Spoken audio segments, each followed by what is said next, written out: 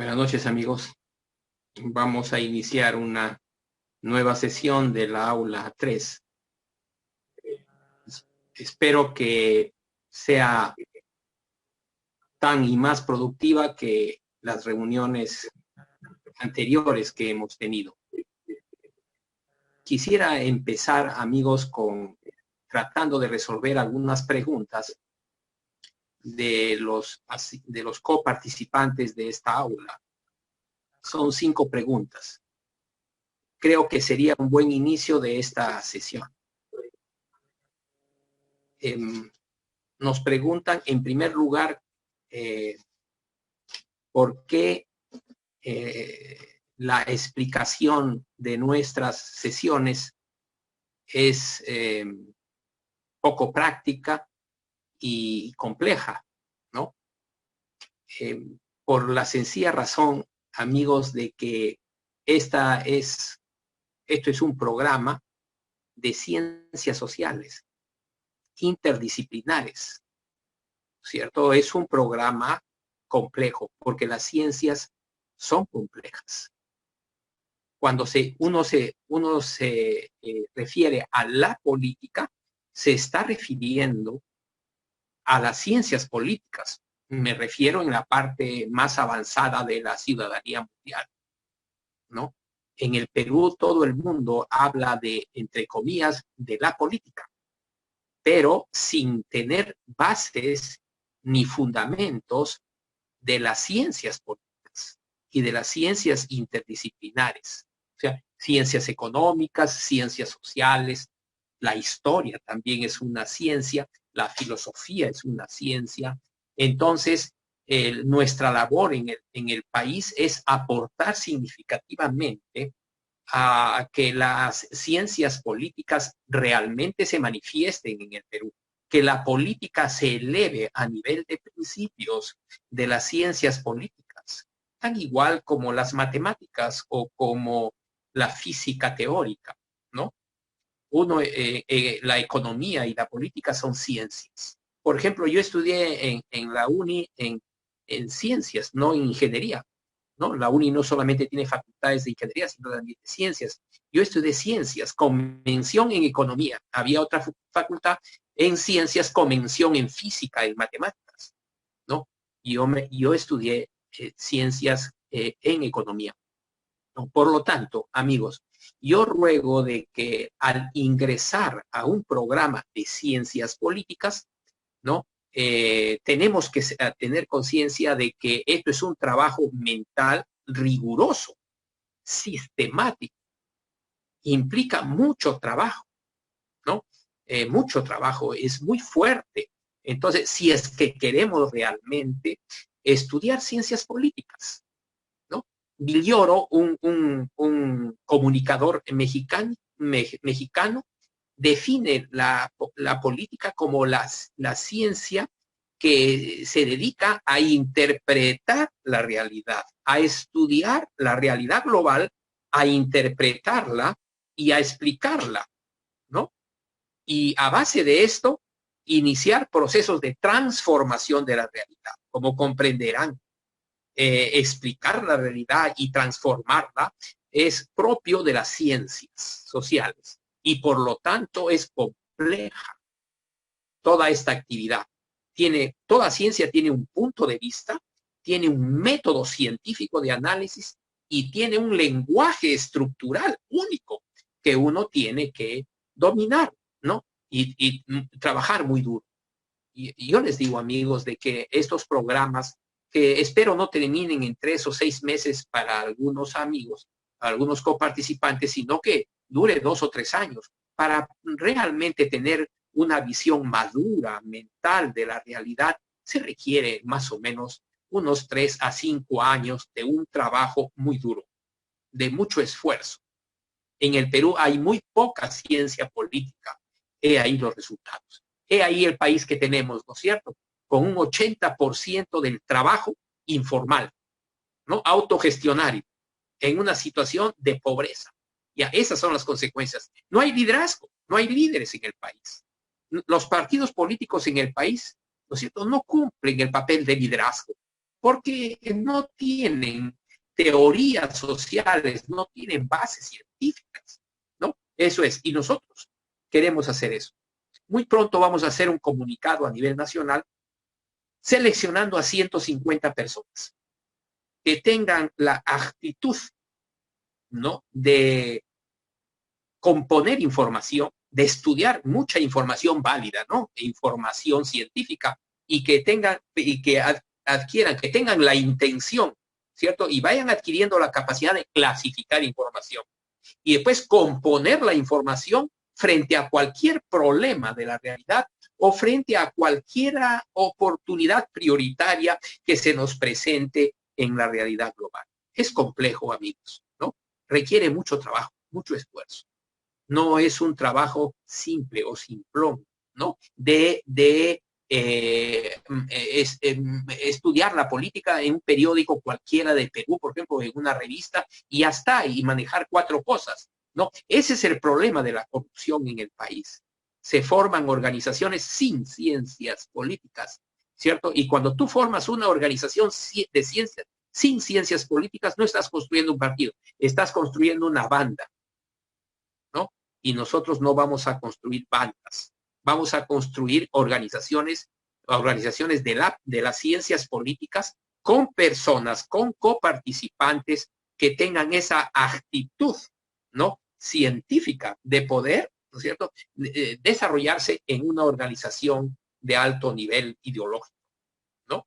Con estas 150 personas tienen que tener características como las siguientes, ¿no? Vuelvo a repetir, que tienen la actitud de abrir su mente a los nuevos principios, los nuevos paradigmas que están apareciendo en el mundo en lo que son ciencias sociales, ¿no? Y segundo lugar, que tienen la intención, tienen la fuerza para poder hacer resúmenes y síntesis. Es decir, estructurar. ¿Y por qué queremos eso? 150 personas. Porque necesitamos, por lo menos, ¿cierto?, tener una organización política de 1.500 a 2.000 personas. No de 25.000 como pide el Jurado Nacional de Elecciones, sino de 2.000 líderes. Y esos 2.000 líderes van a poder inspirar, van a poder liderar, van a poder ayudar, enseñar, ¿no?, y organizar más o menos a una fuerza de 25.000 a 30.000 personas. Por eso lo hacemos. Porque si no, ¿no?, podríamos hacer como hacer cualquier empresa, de la manera más práctica, ¿no? Y fácil y divertida, etcétera, ¿no? Pero las ciencias no tienen nada de divertidas, ¿no? Son muy complejas y requieren muchísimo trabajo, muchísimo trabajo. Segundo lugar, ¿cómo cambiar la mentalidad de los políticos, de los empresarios y de los ciudadanos para que sean partícipes de estos movimientos de innovación política? Bien, amigos, la mentalidad no se cambia. La mentalidad de un político no va a cambiar nunca. Igual de una persona adulta, no cambia la mentalidad. Lo vamos a poner de esta forma. De cada 1.000 ciudadanos, solo 150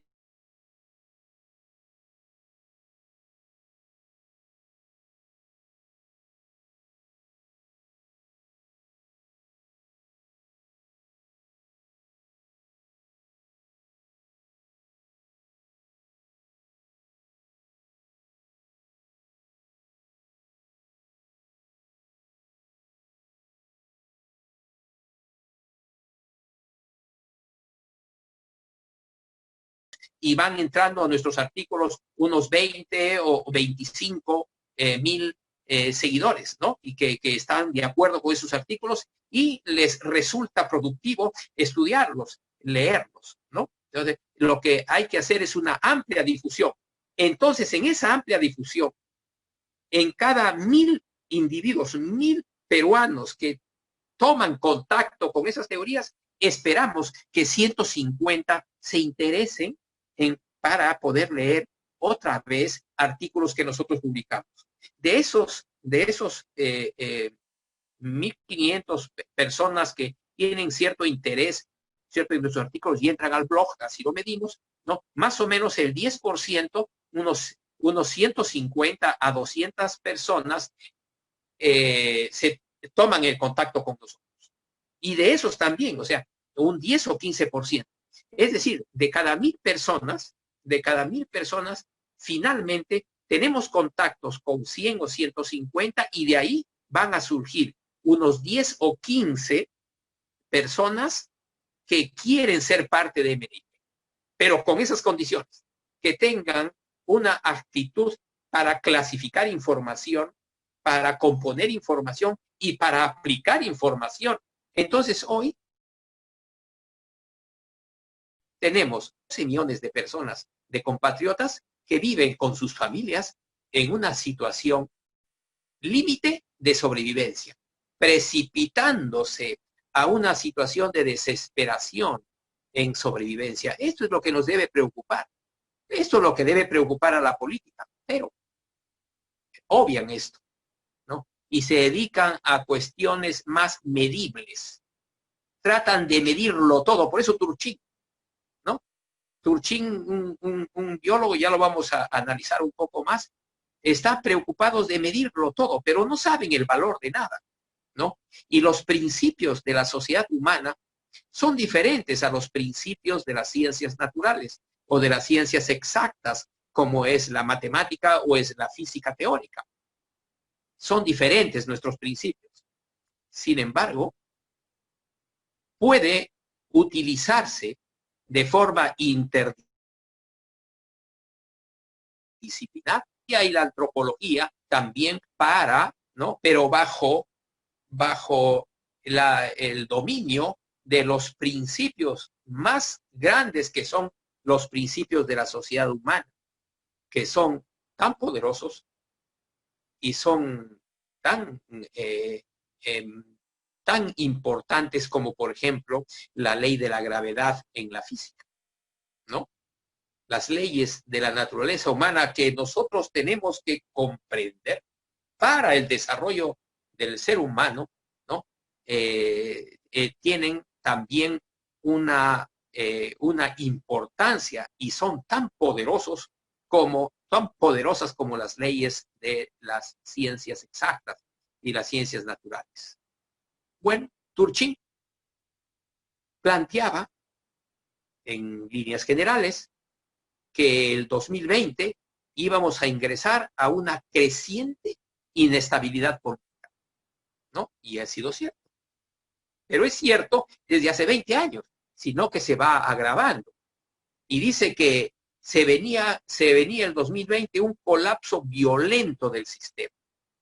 Y que posiblemente este colapso violento del sistema puede conducir a guerras civiles. Pues bien, veamos muchas veces la debilidad de las ciencias exactas cuando se quieren utilizar en las ciencias humanas, ¿no? En las ciencias de la sociedad humana.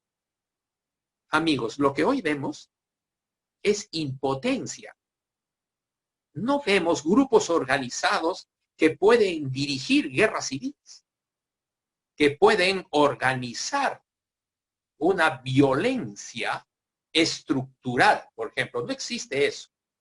Existe impotencia, y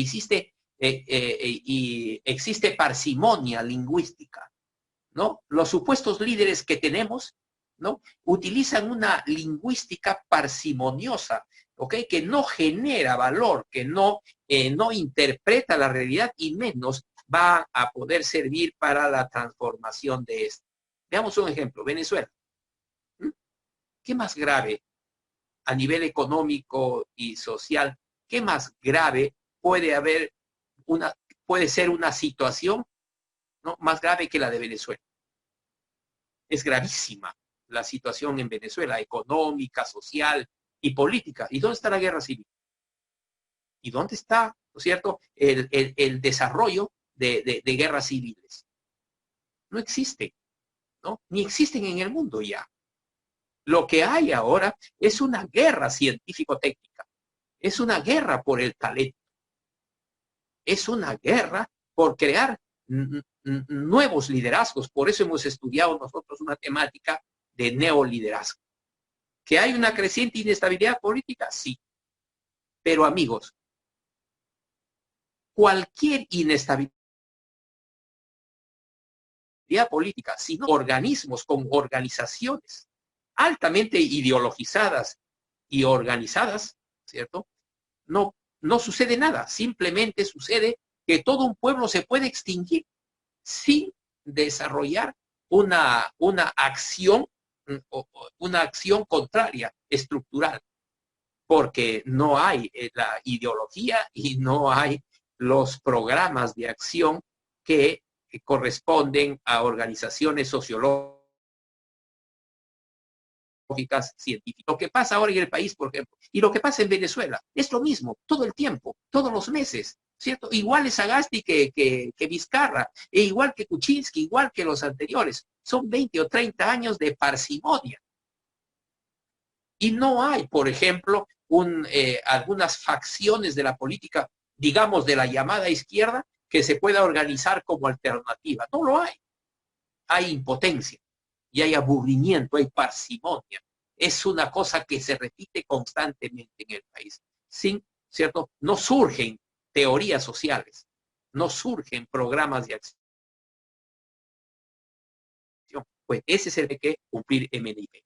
En Estados Unidos, por ejemplo, la misma parsimonia, ¿no? O Joe Biden va a marcar la diferencia.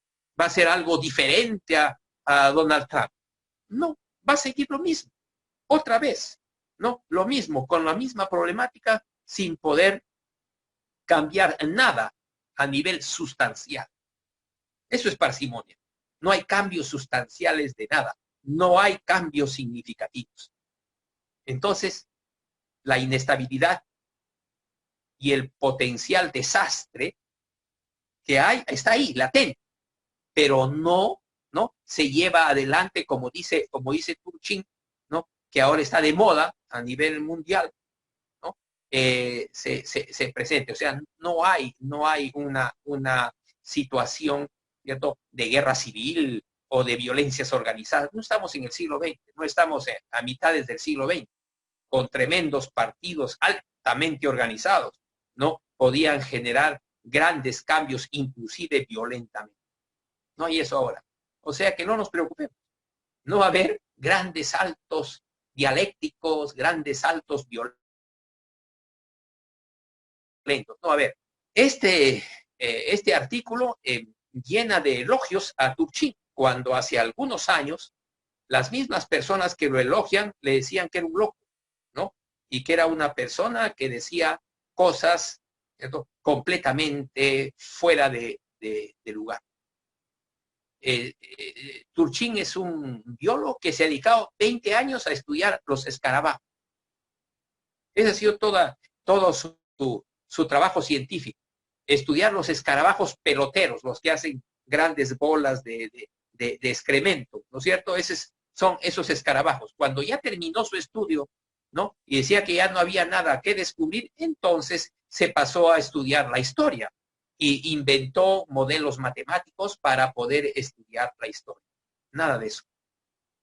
La historia no se estudia con modelos matemáticos. Nosotros hemos planteado un modelo a base de líderes del cambio mundial. ¿Cómo se llama este modelo? Hemos dicho que la segunda era, la era de las civilizaciones intermedias, después de la era primitiva y antes de la era científica, esta parte intermedia, esta era intermedia de 2500 hasta unos 2200 o 2300 años después de Cristo. O sea, casi 5.000 años, ¿no? Son sociedades con civilizaciones. Y que hay un modelo, hemos dicho, que todas las sociedades se basan en factores básicos de producción social. ¿Cuáles son esos factores básicos de producción social? Solamente hay dos: la propiedad de los medios de producción y el trabajo de los seres humanos. Dos cosas: propiedad y trabajo. Propiedad y trabajo, ¿no? Esa es la dicotomía que ha sido el nervio, el sistema sanguíneo de las diversas etapas o épocas o sociedades durante 5.000 años. Y estamos llegando a la parte final. Los factores básicos de producción social del capitalismo, ¿cuáles son? La propiedad del capital dinero y el trabajo de asalariados, de jornaleros. Hace 3 era otra cosa. Los factores básicos de producción social, es decir, la propiedad que determinaba la cualidad, es decir, la naturaleza de la sociedad, era la propiedad de las tierras de labranza. Y el trabajo no de jornaleros con salarios, sino trabajo de siervos que trabajaban para los señores feudales. 700 años así. Antes de eso, la sociedad antigua también. La propiedad de esclavos y el trabajo coercitivo primario de estos esclavos. Es decir, entonces, según la naturaleza de la propiedad y según la naturaleza del trabajo, se determina la naturaleza del conjunto social. Y habíamos dicho y hemos sostenido que cada época se divide en 3 periodos. Un primer periodo de constitución sistémica, un segundo periodo de potenciación y un tercer periodo de obsolescencia y muerte sistémica.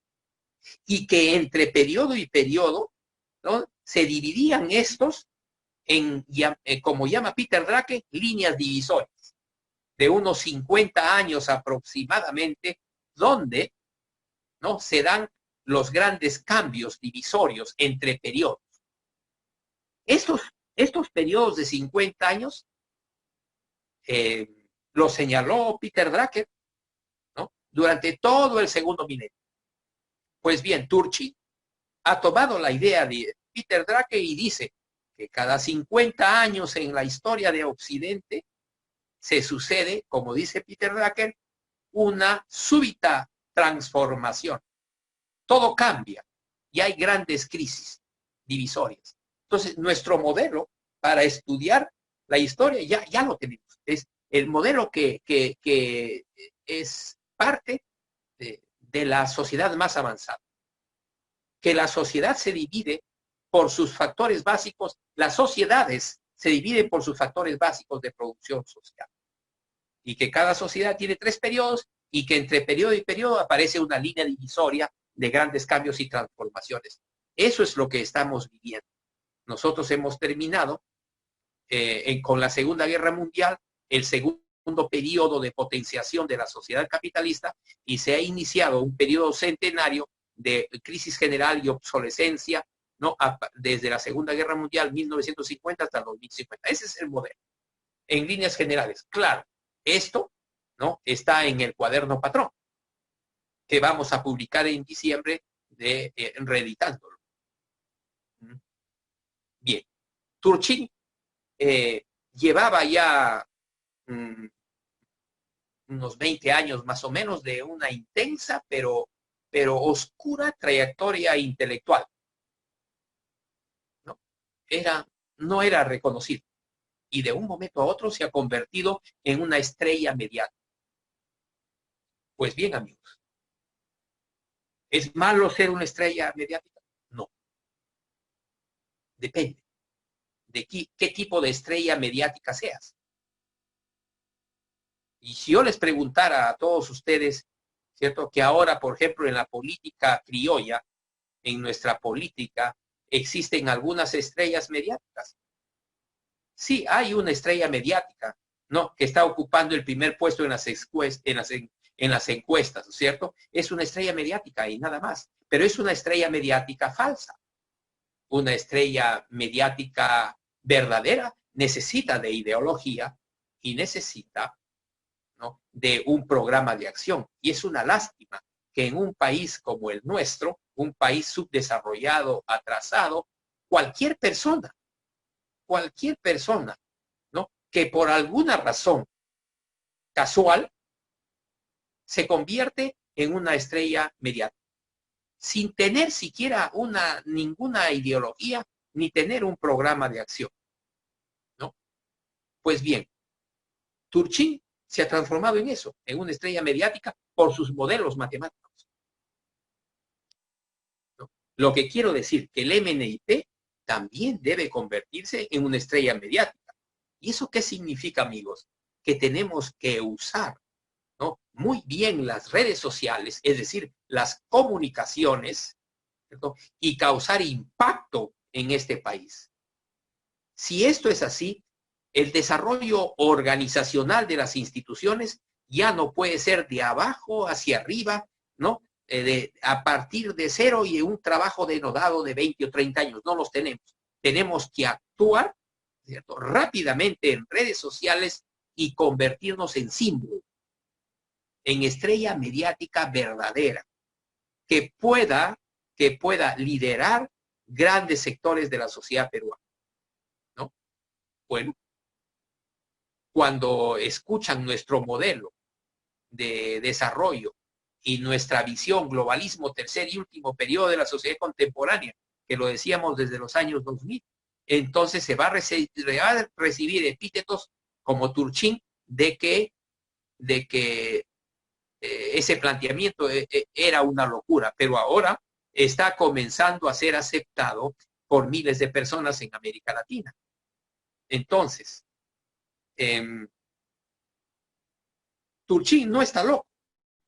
Lo que hay detrás de Turchin es un modelo matemático. Ese es el problema. Esa es la idea de Turchin. Y eso tiene ventajas, amigos. Tiene ventajas por una sencilla razón, ¿no? De que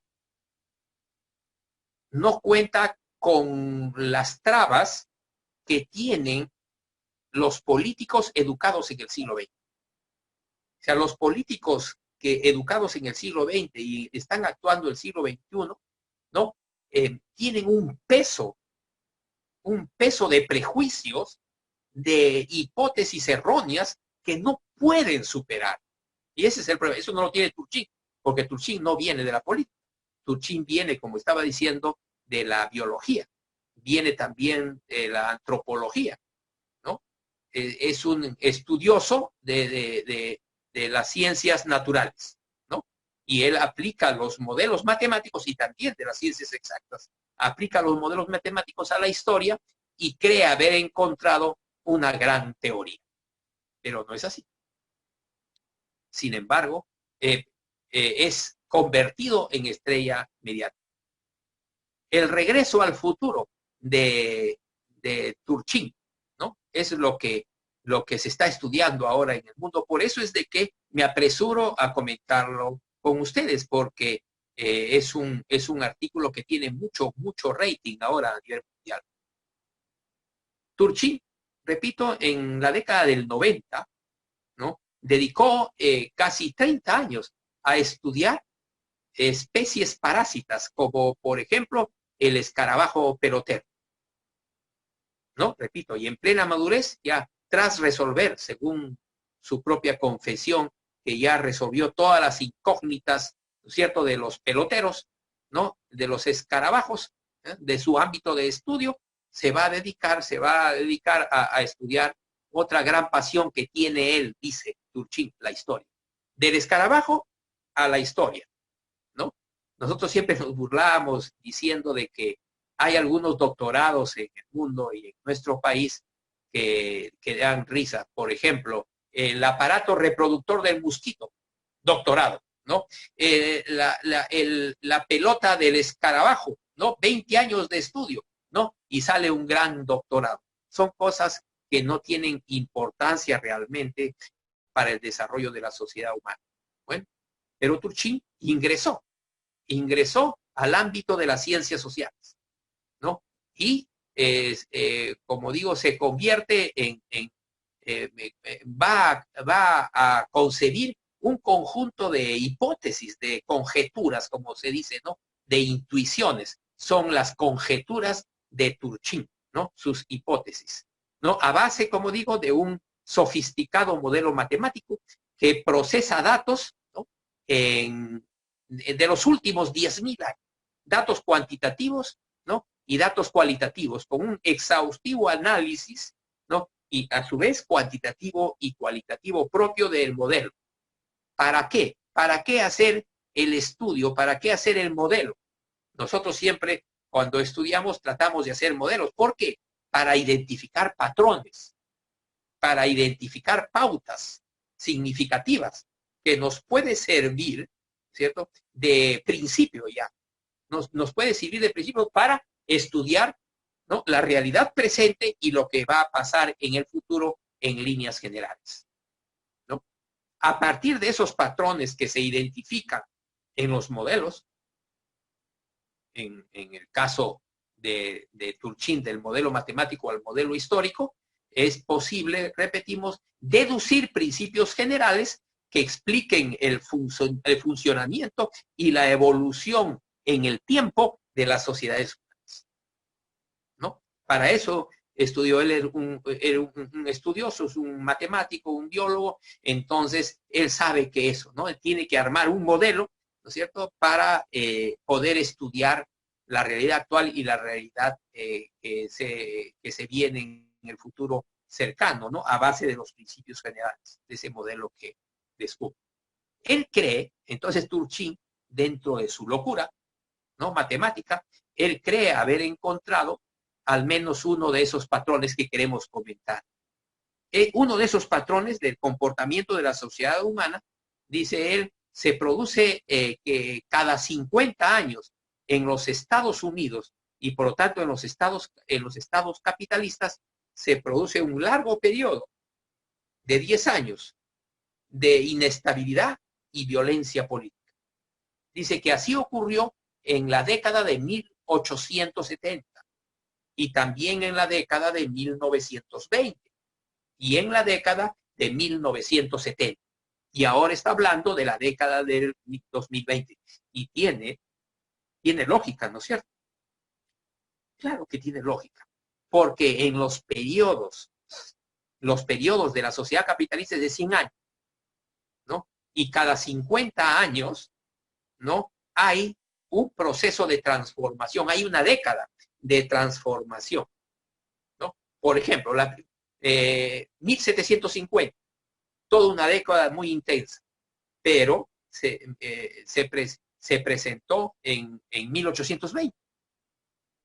Y pues 1870, él resalta 1870 y resalta 1920 después de la Primera Guerra Mundial y resalta 1970, ¿no?, cuando Nixon devalúa el dólar, ¿no?, y se presenta esa década, la década del 70 fue intensa, pero de ahí 50 años, ¿qué es? ¿Qué? 50 años más 70 es 2020. Entonces él, según su modelo matemático, dice el 2020, pero él no habla de la década de 2020, o el artículo lo está estudiando mal, y él dice el año 2020. Va a ser un año terrible, de hundimiento del sistema. Y el año del 2000, terrible también y peor. Bien, un cataclismo, ¿no? El 2020 él predijo que se presentaría un cataclismo.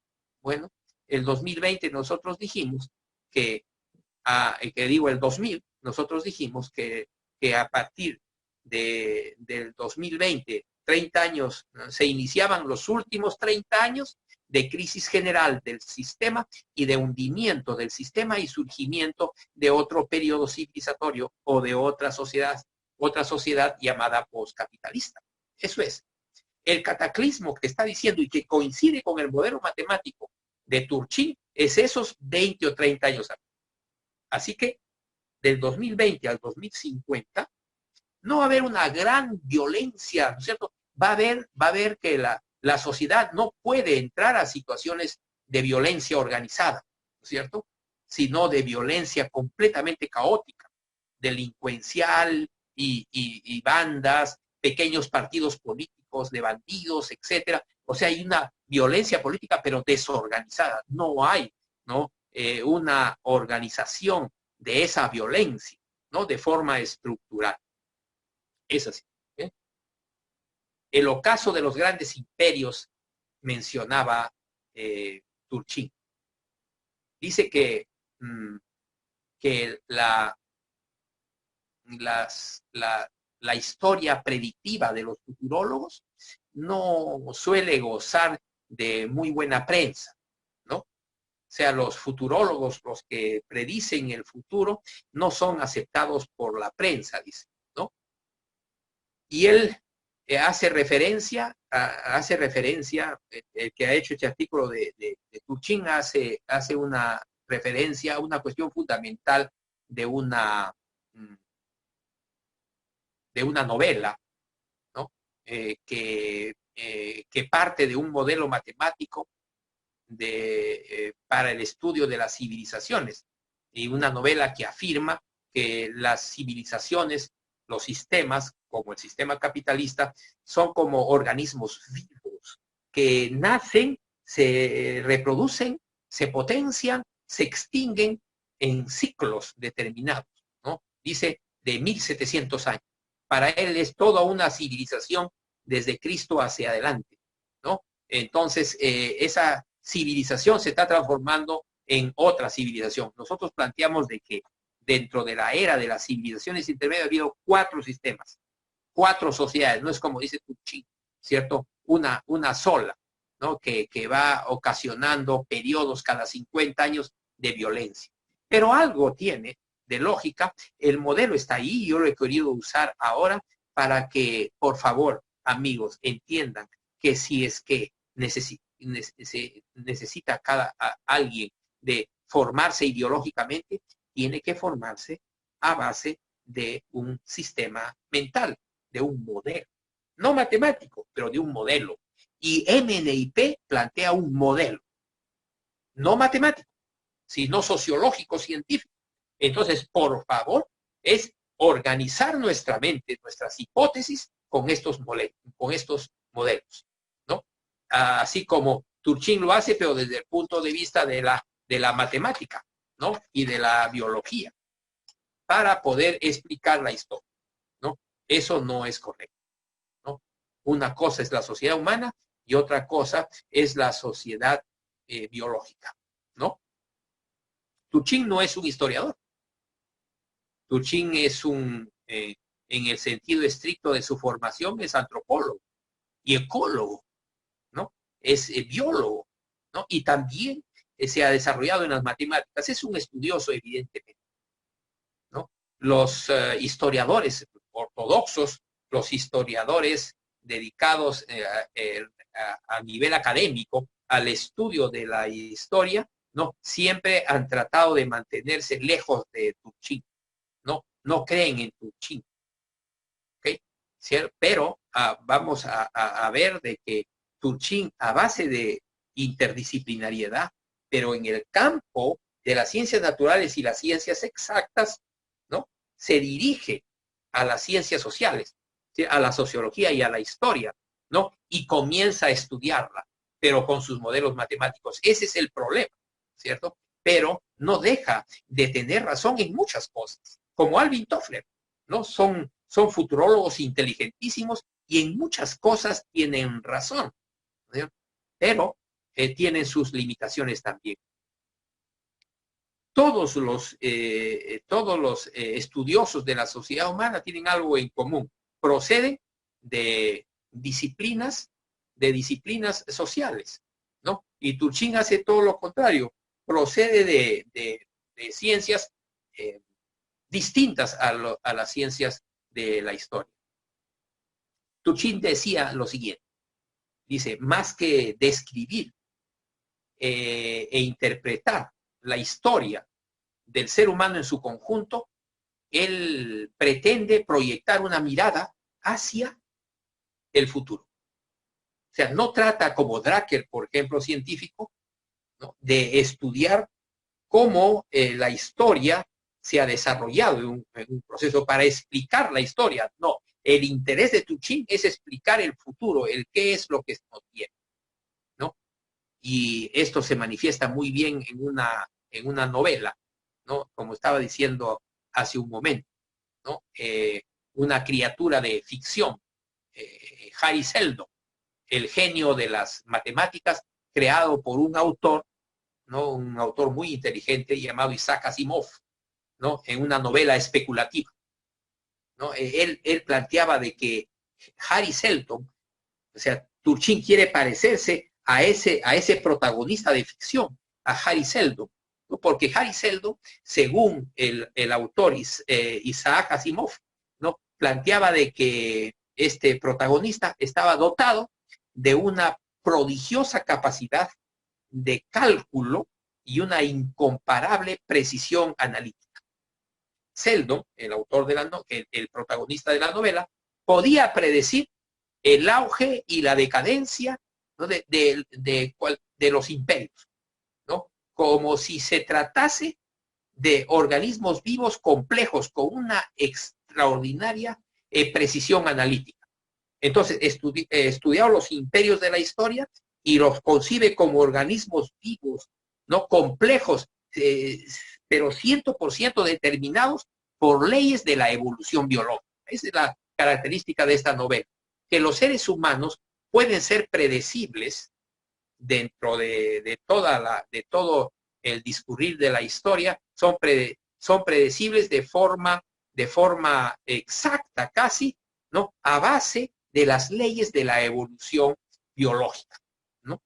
¿Ya? Ese es el tipo de conocimiento y de certidumbre que aspira Turchin, ¿no? Utilizar la evolución biológica para explicar la evolución de la sociedad humana.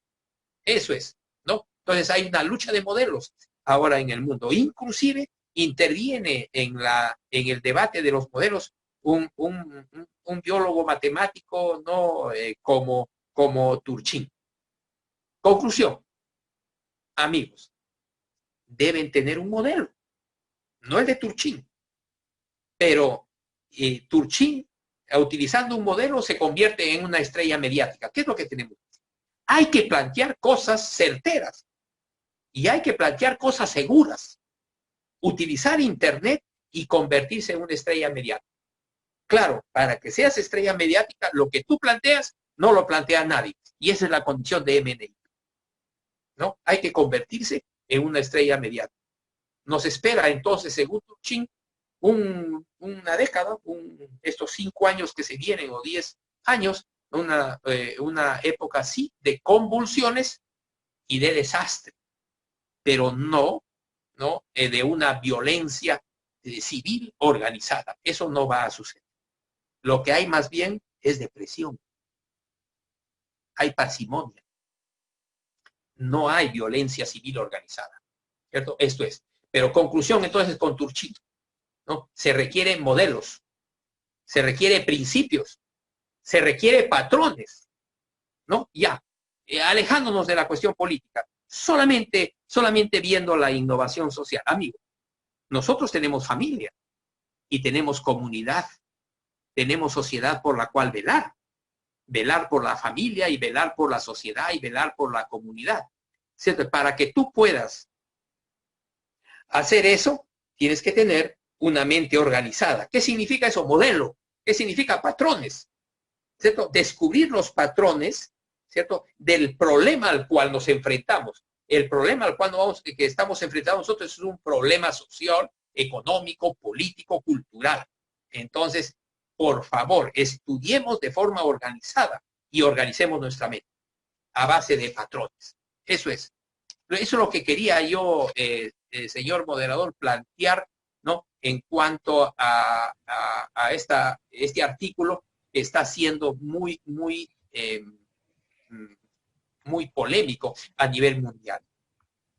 Pues bien, si hubiera una pregunta rápida al respecto, podría responder para olvidarnos de Turchin e irnos, ¿no es cierto?, a estudiar la autosuficiencia periurbana, que es extraordinariamente importante ahora. Muy bien, director, muchas gracias. Por favor, señores participantes del programa, pueden realizar sus intervenciones a través del icono de levantar la mano, como ustedes ya están acostumbrados.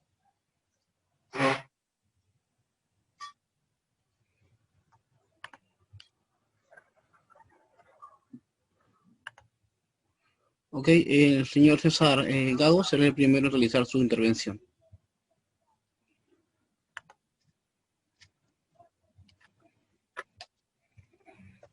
Buenas tardes a todos, buenas tardes, ingeniero Ramón Espinosa. Quisiera aprovechar la oportunidad para pedirle, si fuera posible, un comentario.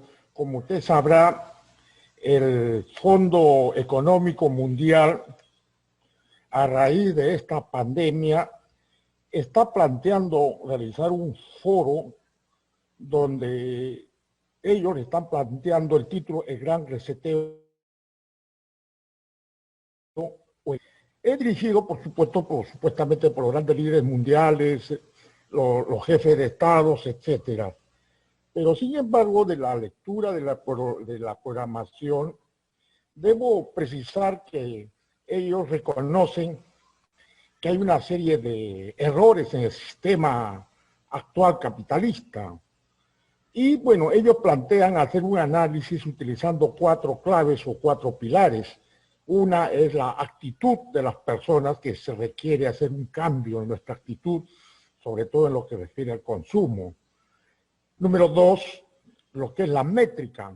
Reconocen que definitivamente los indicadores sociales que se han utilizado, como es el PBI, es un indicador erróneo que no indica nada, no mide nada. Y otro cuarto pilar es el incentivo. Bueno, el tercero es incentivos, o saber de alguna manera cómo, vamos a decir, parametrar esto que se llama propiedad privada. Y finalmente un cuarto pilar o clave, que es la conexión de los líderes. Al parecer los grandes líderes no están muy conectados con la verdadera problemática de la sociedad. Bueno, lo he leído esto a través de internet y he querido traerlo a ver si es posible comentar ahora o para otra oportunidad. Muchas gracias. Sí, César, algo muy simple, por favor, y después me comprometo, el señor moderador va a apuntar sobre el gran tema del reseteo ahora, ¿no? a nivel mundial del foro económico. Lo vamos a comentar y eso es un poco largo. Yo quiero plantear las 4 métricas que usted, los 4 principios que está planteando, ¿no? Las 4 variables que podrían graficar lo que está pasando en nuestro mundo ahora, ¿no? Actitud. La comunidad no tiene actitud. No, pues vamos a hablar de eso. La comunidad tiene la actitud de sus líderes. Si sus líderes son personas sin ideología como los que tenemos hoy, los que van a postular, entonces la actitud de la población también es la actitud de los líderes. Es decir, que según la actitud y el comportamiento de los líderes, es el comportamiento de la comunidad. Ninguna comunidad del mundo, César, en toda la historia, se ha podido enfrentar a grandes problemas o a grandes oportunidades sin liderazgo. No se enfrentan, caen en parsimonia, caen en depresión y se mueren. Sí, o sea, hay una mortandad sin mayor protesta, sin mayor respuesta, ¿no? Eso es el problema del liderazgo, ¿no? Es el problema de la actitud. La actitud de la comunidad no nace con la comunidad. La actitud de la comunidad es la actitud de sus líderes, ¿no? Y eso es lo que vemos en el Perú, ¿no? Vemos el liderazgo terrible que tenemos y vamos a ver el comportamiento de la comunidad. También errática, ¿no? Hay que tener mucho cuidado porque el comportamiento de la comunidad es como el comportamiento de sus líderes, así que hay que tener cuidado, ¿no? Hay que tener cuidado, hay que utilizar el gran precepto del management de la selección para poder seleccionar personas y desarrollar organizaciones. La métrica del PBI, en segundo Producto Bruto Interno, no significa mucho, no expresa o no explica la situación de la sociedad, de la economía. No, es una métrica que nos sirve de muy poco. Por ejemplo, el PBI de Perú puede aumentar 20% si desea, y no va a cambiar la realidad del 75% de la PEA, de la población económicamente activa, ¿no? Las métricas sobre el trabajo, la situación del trabajo, eso sí, explica la realidad económica, social, emocional, ¿cierto? Cultural de la sociedad. En un país tan pobre como el nuestro, ¿no? Entonces, lo que hay que estudiar son las métricas del trabajo, la métrica de la situación de la creación de riqueza por las amplias capas de la PEA. Eso en segundo lugar. Lo otro no indica nada. El estudio del PBI hay que dejarlo para los economistas, ¿no? Y sus politólogos que estudian las superficies y no las profundidades estructurales. En tercer lugar, el incentivo que está diciendo, ¿cierto? ¿Sabe a qué le llaman incentivo ahí en el raceteo? Están estudiando la renta básica, es decir, de cómo librarse de ese 70% de la población, ¿no? Con una renta básica y te libras del problema, ¿no? Entonces, el sueldo mínimo es una especie de renta básica, pero solamente tiene razón de ser en un 20-25% de la PEA. El 80% de la PEA ni siquiera alcanza en su gran mayoría a ese mínimo, ¿no? Eso es. Y el cuarto tema específicamente sobre la colección de líderes que dice César, ¿no? Pues bien, hay que formar líderes. Y los líderes, para formarlos, es un proceso cultural y organizacional. En lo cultural, ¿qué entendemos? Entendemos que la formación de un líder es sobre todo ideológica científica. Acá es la formación de su inteligencia, no de sus sentimientos, de lo subjetivo. Las ideas se pueden transcribir en un papel, los sentimientos no, es subjetivo, ¿no? Y acá los científicos de la política y de la sociedad nos plantean el problema de los valores éticos. Los valores éticos es un problema subjetivo. Lo que manda en el ser humano y en el desarrollo de la sociedad es, ¿cierto?, los factores objetivos, y eso es ideología. Ideas que se pueden escribir, que se transforman en modelos, como diría Turchin, ¿no? No depende de la sociedad, depende de sus teorías sociales que pueda crear, ¿cierto? Por eso es que no hay líderes en el país. Todos hablan de forma parsimoniosa, repitiendo como loros que el problema es la honestidad y que hay que tener valores éticos y que eso es lo que manda. Las ideas no sirven para nada y las ideas de ciencia es lo objetivo, es la columna vertebral. Entonces, la formación de un líder es sobre todo ideológico. Un líder tiene que ser científico, tiene que utilizar modelos para estudiar la realidad y poder crear nueva riqueza. Necesitamos científicos, no necesitamos monjes. Necesitamos científicos que puedan interpretar la realidad y la puedan transformar. Eso es. Y en lo organizacional, necesitamos una cadena, una red de líderes altamente organizados, ¿no? A su vez autónomos, pero altamente organizados, que van formando cadenas y comunidades, ¿no es cierto?, a base de patrones, a base de leyes de las ciencias sociales interdisciplinares. Eso es. Pues bien, vayamos a periurbana. Amigos, yo voy a leer una síntesis que he hecho de Goulart, ¿no? De ese tremendo autor, ¿no?, de la autosuficiencia periurbana. Escuchen, por favor, ¿no? Les vamos a pasar dentro de unos días porque este es un programa, este es un conjunto de programas y proyectos de autogestión social que vamos a lanzar prontamente como una empresa, ¿no? Pero como una unidad con MNIP. MNIP está dedicado a la cuestión sociológica política. Pero esta empresa que vamos a lanzar, ¿no?, que es una empresa de programas de autogestión social sostenibles, ¿no?, vamos a utilizar otra organización. Pero una organización hermana. Miren lo que dice esta síntesis. El urbanismo del siglo XX, o sea, olvidemos de Turchin, vayamos a la autosuficiencia periurbana, ¿ok? Se terminó Turchin, vamos a la autosuficiencia periurbana, ¿no?, como uno de los programas sociales más importantes en América Latina. Nosotros vamos a dar el ejemplo ahí. El urbanismo del siglo XX transformó el suelo agrícola en suelo urbano.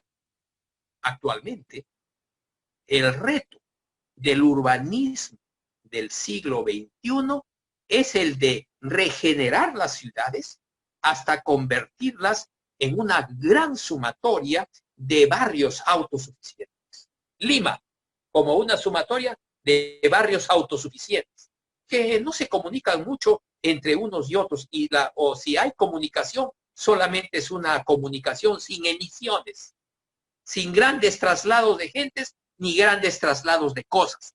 Por favor, entendamos bien lo del futuro que se nos viene, ¿no? Eso se va a dar en el futuro. De una vez, nosotros tenemos que entenderlo, ¿no? El urbanismo del siglo XXI entonces tendrá que regenerar las ciudades hasta convertirlos en una gran sumatoria de barrios autosuficientes.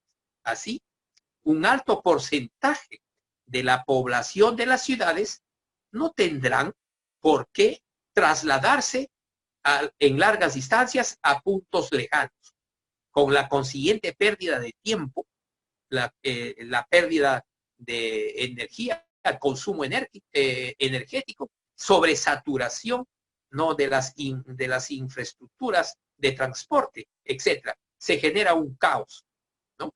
Entonces, ya no va a haber, si es que nosotros logramos liderar en América Latina, si el Perú se convierte, por ejemplo, Lima, en una gran ciudad compuesta por una sumatoria de pequeñas ciudades autosuficientes, entonces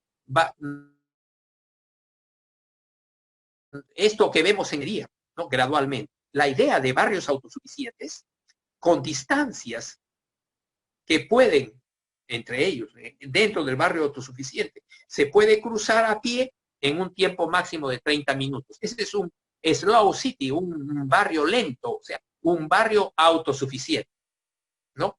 Donde hay una gran interacción social, pero hay muy pocas emisiones y hay mucha sustentabilidad.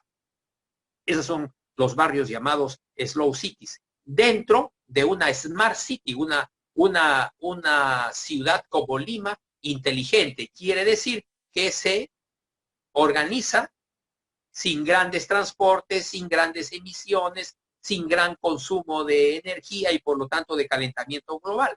Y que la intercomunicación de estos barrios autosuficientes es una intercomunicación a base de Internet. Son intercomunicaciones virtuales, por eso dice sin emisiones. Surge así, amigos, un nuevo urbanismo entonces. Está surgiendo un nuevo urbanismo en el mundo para generar barrios productivos de baja velocidad dentro de una ciudad de alta velocidad. Se entiende alta velocidad por Internet, interconectada y de cero emisiones. Eso estamos hablando. Imagínense ustedes una ciudad, ¿cierto?, de hiperconectada y de alta velocidad. Se está refiriendo a Internet. La ciudad sería una gran unidad productiva. Una gran unidad productiva, ¿no? Con barrios autosuficientes que producen de todo. De tal forma que ya no tendría sentido económico, ni ecológico, ni energético, mover, por ejemplo, toneladas de mercancías de un extremo del planeta al otro. Cuando se puede mover, sí, ¿no?, ingentes cantidades de información y conocimientos. Eso es lo que es el nuevo globalismo que hablábamos, científico-técnico, a partir del 2050 para adelante, ¿cierto? Es decir, grandes cantidades de información y conocimientos moviéndose en el mundo sin costo alguno, ¿no? Y que puede facilitar esta tecnología, estos conocimientos, la producción de muchos bienes y servicios, o sea, consumibles de manera local. Lo que se transfiere entonces conocimientos para que de modo local, de forma local, se desarrolle la producción de bienes y servicios. Y eso es la autosuficiencia. La idea entonces es crear ciudades lo más autosuficientes posibles, compuestas, repito, por barrios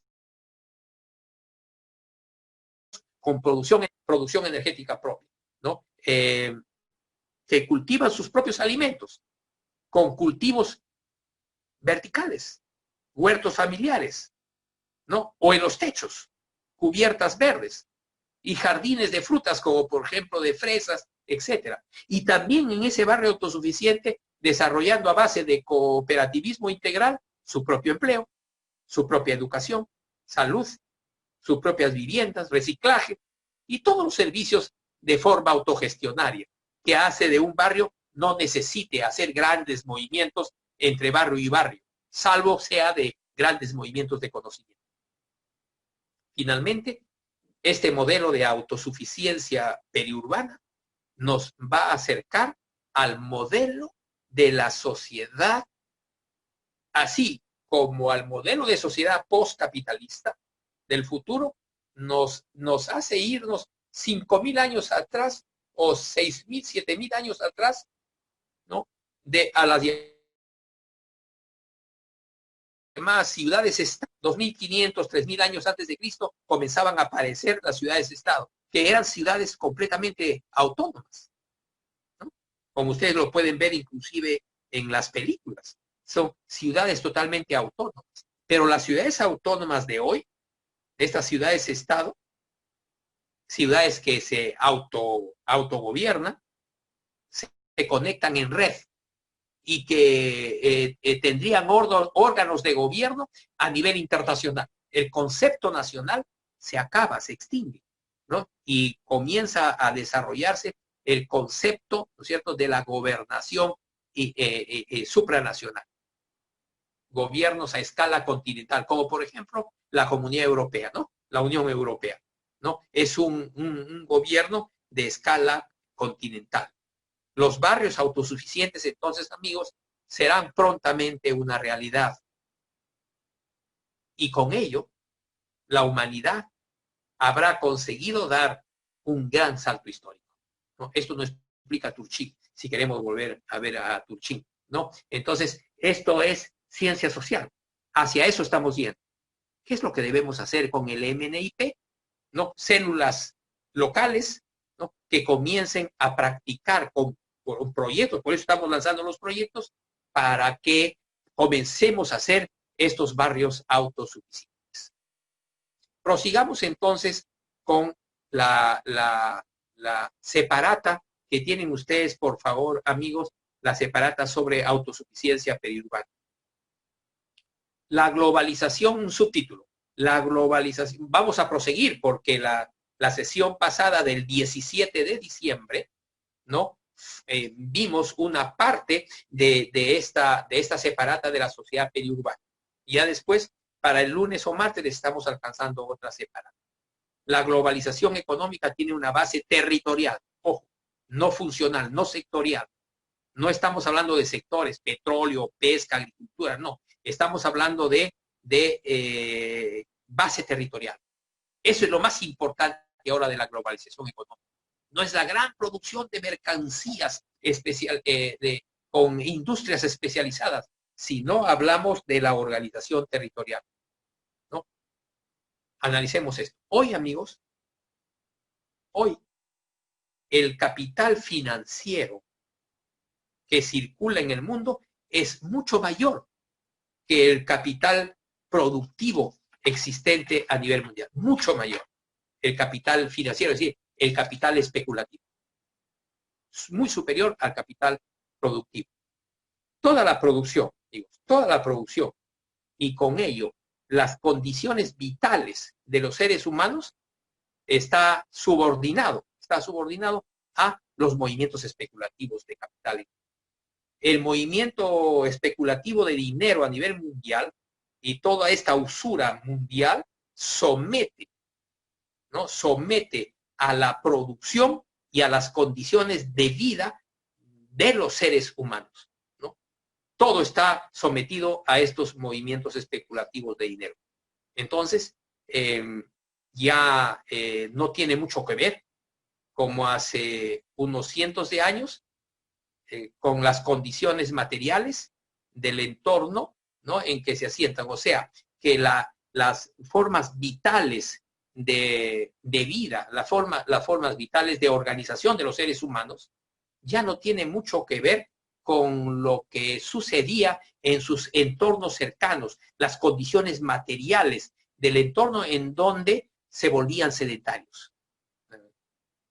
Sino hoy, la condición de los seres humanos de toda la humanidad, 7.500 millones de personas en el mundo, dependen de los movimientos especulativos, ¿no?, del capital, ¿no?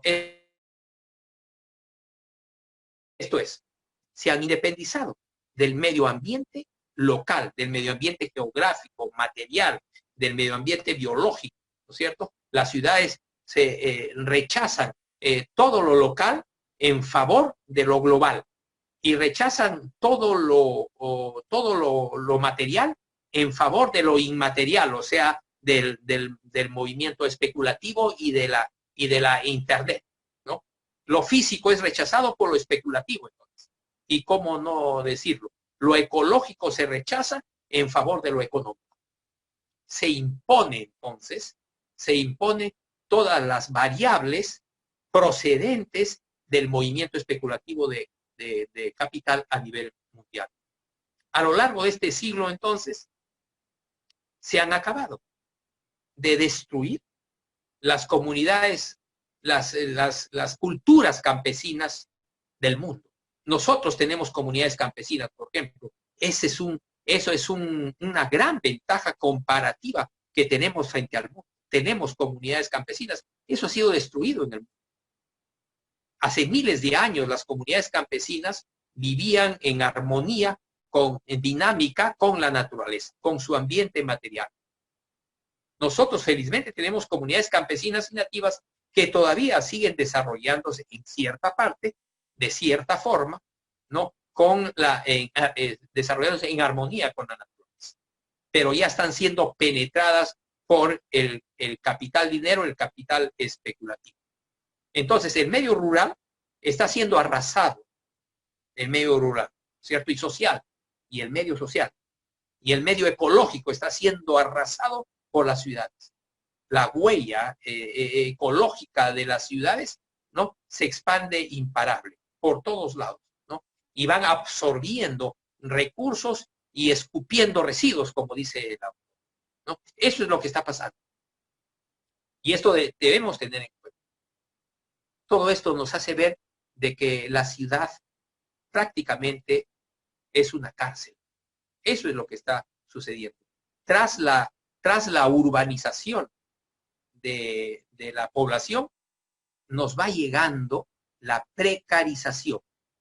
O sea, la pobreza extrema, el empobrecimiento, la precariedad en que viven millones de personas, nos ha llegado con la urbanización. Ya la vida en la ciudad no es segura bajo ninguna circunstancia, en absoluto. La vida en las ciudades es absolutamente peligrosa y desaparecen todas las perspectivas sanas de futuro. Las personas, los jóvenes sobre todo, los llamados millennials, realmente se debaten entre la pobreza y la depresión, ¿no? Ahí es donde estamos viendo una situación muy grave. Y la única participación posible, la única interacción posible, ustedes lo podrán ver, amigos, la única interacción posible en la sociedad urbana es a través del consumo. Si tú compras algo o vendes algo, si consumes algo o vendes algo, ¿cierto? A eso se ha reducido la interacción humana. Estamos, ¿cierto?, yendo a una situación de insostenibilidad, entonces, material, moral, subjetivo también, inclusive, no psicológico de las ciudades. Con una producción y consumo locales, si hacemos ahora, en vez de hacer una producción global, hacemos una producción y un consumo locales, con una vida económica autónoma o semiautónoma, digamos una economía endógena dentro de los barrios, de 500,000 familias, por ejemplo, sin duda que va a venir se va a revitalizar, ¿no?, la vida comunitaria, ¿no? Entonces, ¿en qué consiste la labor de MNIP? Revitalizar la vida comunitaria en las localidades, ¿no? Revitalizar las identidades locales. Otra vez redescubrirlas, otra vez reorganizarlas. ¿Ya? Esa es la forma de poder enfrentarnos a la muerte segura del capitalismo global. Pero para ello, ¿qué hay que hacer? Habría que cambiar toda la estructura del territorio nacional. Todo eso cambiaría, ¿no? Habría que, todo el territorio nacional cambiaría. su estructura. En lo urbano y en lo rural, Lima cambiaría, Arequipa, Huancayo cambiarían, ¿no? Con esta concepción de la autosuficiencia periurbana, ¿no?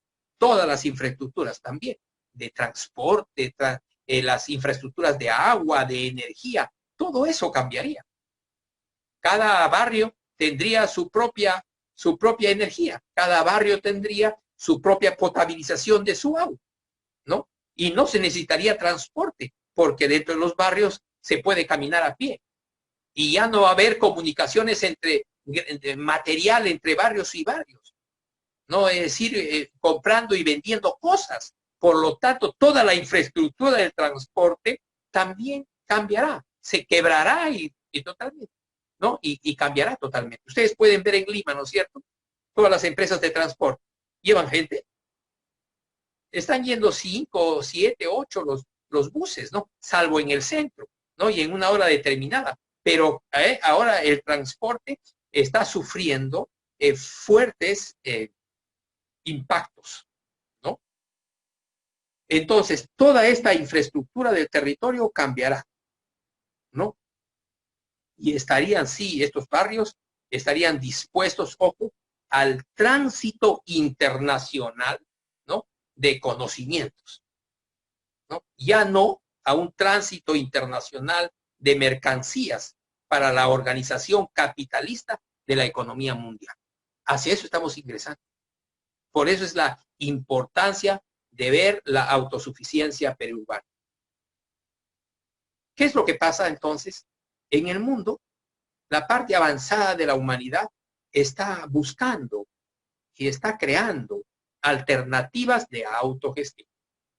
Ese es, ¿cierto?, es lo que está pasando. Ese es el patrón. Esa es la lógica interna ahora de la sociedad mundial. Está buscando nuevas formas de autogestión. Nosotros vamos a hacer la alternativa, bueno, en Perú o en algunas regiones. Debemos crear, dice el autor, o debemos trabajar en la creación de contrapoderes locales. Contrapoderes locales. Grupos locales que son un grupo de presión. ¿Basada en qué? En uniones ideológicas, ¿no? No solo en uniones ideológicas, claro, ¿cierto? Pero unión ideológica. Pero no basta con eso. No basta con que nosotros seamos muy sabios frente a explicar la situación, ¿cierto? La realidad. Sino también necesitamos estructuras económicas. Por eso es que ahora estamos viendo autosuficiencia periurbana. Necesitamos estructuras económicas y políticas que sean efectivas, que sean útiles. No las que tenemos hoy, no son útiles. No pueden generar ningún tipo de liderazgo. Lo que nosotros necesitamos son organizaciones políticas o culturales que solucionen de forma autónoma y autoorganizada la mayor cantidad de las posibles necesidades que tengan, ¿cierto?, diversas comunidades. Es decir, que las diversas necesidades que tengamos en cualquier comunidad, desde la educación, ¿cierto?, hasta el reciclaje y la seguridad ciudadana, ¿no?, deben resolverse dentro de estas comunidades. La mayor cantidad posible de necesidades. De tal forma que la relación logística entre barrios o entre partes de la ciudad, ¿cierto?, sea cada vez menor. Vamos a ver. Miren lo que hay. Una fuente llamada Kinshasa-Susena, ¿no? Ya ustedes lo pueden ver en la separata y buscar, ¿no? De la fuente. Dice, nuestra propuesta es una nueva apuesta, casi como nosotros, ¿no es cierto? Nuestra propuesta es una nueva apuesta por la autogestión. Una fórmula de autodefensa local frente al capitalismo mundial. Dice, pero nada de esto sirve si no iniciamos raudamente formas experimentales. Necesitamos un paso previo de experimentación. Ese es MNIP. Nosotros vamos a servir a toda la sociedad. ¿Y en qué medida podemos servir? Nosotros haciendo los primeros experimentos. Eso es. Y con eso aprenderemos. Y enseñaremos a otros para que hagan autogestión barrial periurbana. Eso es. Hay que comenzar a experimentar. Hay que comenzar a hacerlo. Hay que comenzar a experimentar la sociedad que queremos según nuestro modelo mental. ¿cierto? Según nuestro modelo sociológico, que lo hemos logrado en 20 años, ¿cierto? Eso hay que hacer, hay que experimentar esa sociedad, ¿no? Y poner en práctica, ¿no? Y hacer evolucionar las ideas que hoy tenemos. Si no las pones en práctica, no van a evolucionar. Por lo tanto, eso es nuestra lucha, ¿no? En relación con el entendimiento de la realidad, esa es nuestra lucha. Llegado a un momento, llegado a un punto, vamos realmente a volver a organizar a las poblaciones en torno a territorios, pequeños territorios. No en torno, ¿no es cierto?, a tener que un pobre joven que vive en Comas trasladarse hasta Chorrillos para poder sobrevivir.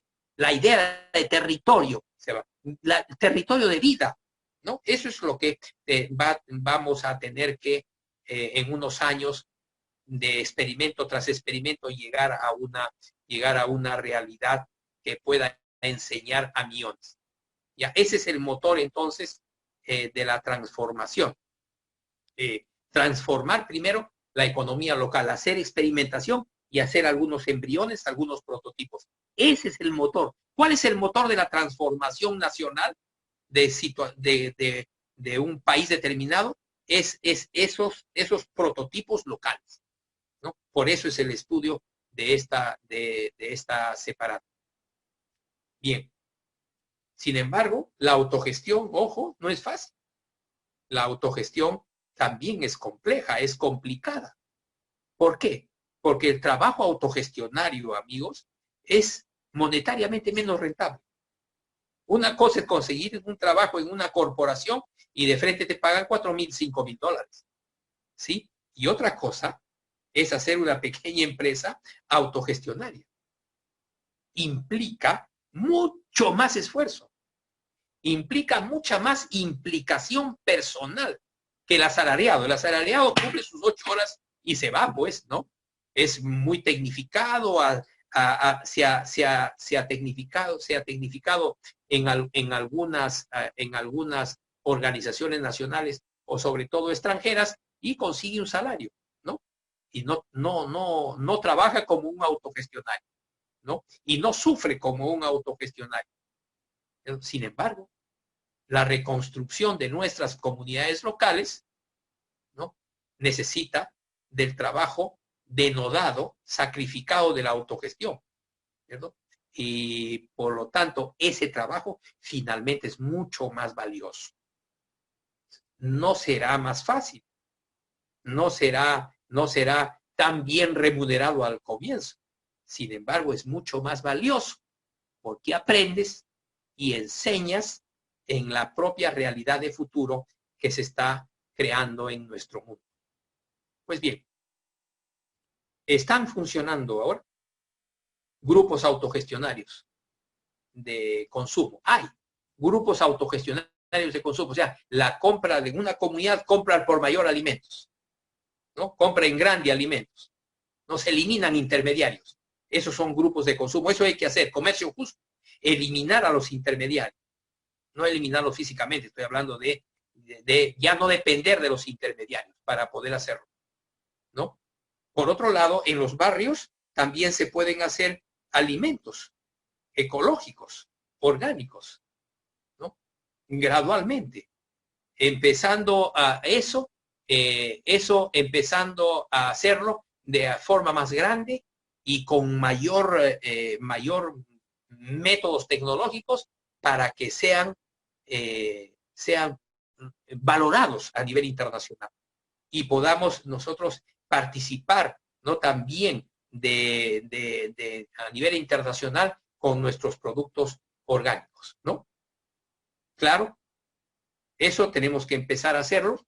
Vuelvo a repetir, eso implica más tiempo, implica más esfuerzo, ¿no? Y también en forma individual más dinero para poder hacerlo. Tú para hacer para conseguir un puesto asalariado no necesitas dinero, sino haberte capacitado o haberte tecnificado como un tecnólogo, ¿no? Y puedes conseguir eso. Pero el trabajo autogestionario es difícil, es complejo, requiere un mayor nivel organizacional.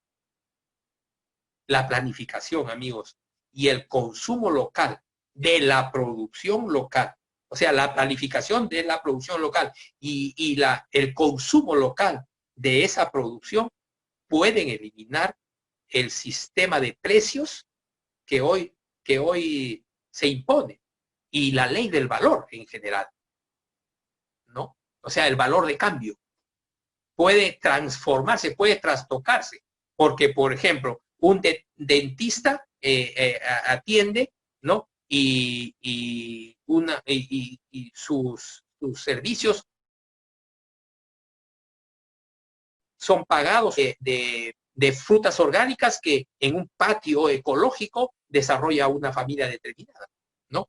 Es decir, lo que estamos diciendo al organizar las economías locales autónomas es de que hay que utilizar un trabajo vivo, no el trabajo asalariado. Es un trabajo que lo puede hacer cualquiera, pero hace un trabajo según una determinación de la gerencia del qué y el cómo hacer, ¿cierto? Y son entrenados. Eso se llama trabajo muerto. No es un trabajo vivo de gran iniciativas, ¿cierto? Es un trabajo alienado. Es lo que se practica con el trabajo asalariado, ¿no? Entonces, ese tipo de trabajo que tengamos que hacer en los barrios es ecológico, es vivo, ¿no es cierto? Y es sostenible ecológicamente. Hay que crear una cultura autogestionada, autosuficiente, buscando, repito, que las localidades se autoorganicen. Para eso se requiere un fuerte liderazgo, ¿no es cierto? No se autoorganizan solitas las comunidades, necesitan de estas organizaciones tipo MNIP, ¿no? Y así, estos barrios traten de cubrir todas sus necesidades de cosas y servicios, ¿cierto? Sin utilizar la intermediación bancaria tampoco. O sea, sin intereses mercantiles, ¿no? Sino más bien intereses humanos, intereses ecológicos. De eso se trata. Pues bien, ¿cómo hacerlo? ¿Cómo hacerlo? Aquí hay un artículo que nosotros hemos escogido de los alemanes, pero en español, del cómo aumentar la autosuficiencia local. Hay un programa muy interesante de los alemanes, ¿no? Para implementar, ¿no?, estas comunidades autosuficientes, ¿no?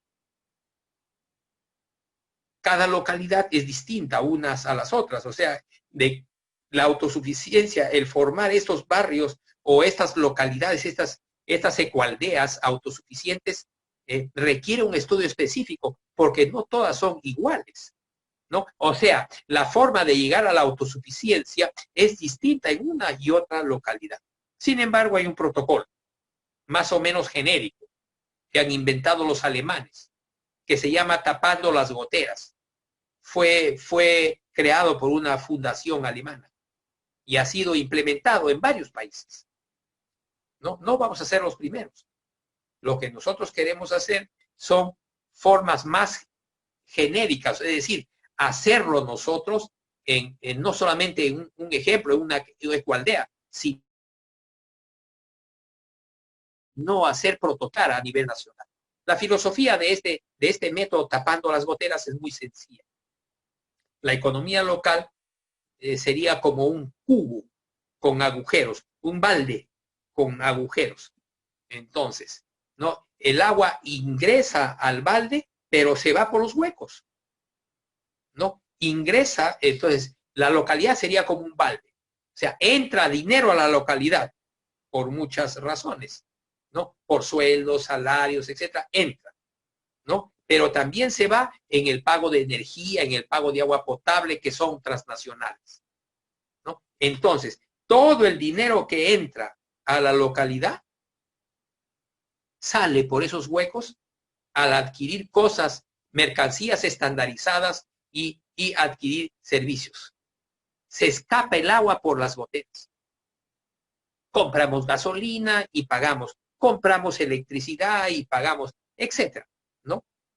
Etcétera. Y toda la plata que traemos, que sale la PEA de la localidad y trae dinero, todo eso se va, ¿no? Pues bien, entonces hay que tapar los huecos. tapar las goteras. Eso es lo que significa. Es decir, tratar de que venga dinero a la localidad y no salga la misma cantidad, sino que entre, por ejemplo, 1.000.000 de soles y salga solamente 600.000. Entonces va quedando y se va haciendo una acumulación originaria de capital, ¿no? Entonces, hay veces también que sucede que el agua que entra, una parte se escapa y otra parte se concentra solamente en algunas familias dentro de la localidad. Por eso es de que la gotera, este protocolo, exige, sugiere la creación de cadenas de valor para que el dinero que entra, el agua que entra, circule, riegue a toda la comunidad. ¿Cierto? Eso es. ¿Cómo se pueden tapar las goteras? ¿Cómo, es decir, cómo impedir que salga la plata de la localidad? ¿No? Eso es el estudio de la gotera, ¿no? Sustituyendo productos y servicios. Los productos que compramos en esa localidad, que la localidad compra afuera, los productos y los servicios, como el servicio de agua, servicios de electricidad, etcétera, sean sustituidos en esa localidad. Sustituir productos y servicios importados sustituirlo por productos y servicios producidos dentro de la localidad. Ese es el principio general. Y eso se puede hacer con un estudio. Nosotros debemos pasar ya el próximo año a hacer algunos pequeños experimentos. Otro concepto, ¿cómo se riega todo el dinero que entra que vaya a toda la comunidad? Creando cadenas de valor. Por ejemplo, tiendas minoristas de abastos, bodegas, ¿no? Entonces, todas las bodegas son muy parecidas. Entonces, hay una red de valor, ¿no? En estas bodegas. Pero también, por ejemplo, en restaurantes de comidas y bebidas saludables, etcétera, ¿no? Hay muchas actividades que se tienen que hacer, como he dicho, considerando inclusive la educación, la salud, etcétera. Por ejemplo, una red de pequeñas boticas de genéricos, pero con médicos también que hagan un servicio in-house, en casa, de prevención, a base de microseguros. O sea, hay muchas formas que podríamos crear entonces autosuficiencia, a base de del protocolo, la gotera de los alemanes, ¿no? Eso es. Algunos de estos proyectos de crear localidades autosuficientes, ¿no? Están floreciendo en el mundo. Están siendo exitosos.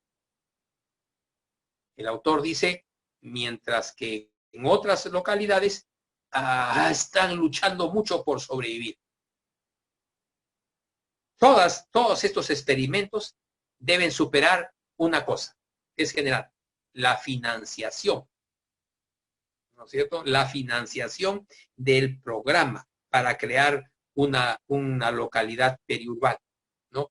Y también es tratar de resistir a base de austeridad y dejar de comprar productos y servicios de fuera, ¿no? Es muy importante también la red de políticas y de reglamentos, constitución de instituciones pequeñas para poder manejar, ¿cierto? Para poder hacer el desarrollo organizacional de esa autosuficiencia, ¿no? Es muchas veces muy difícil, ¿no? Muy difícil, pero ahora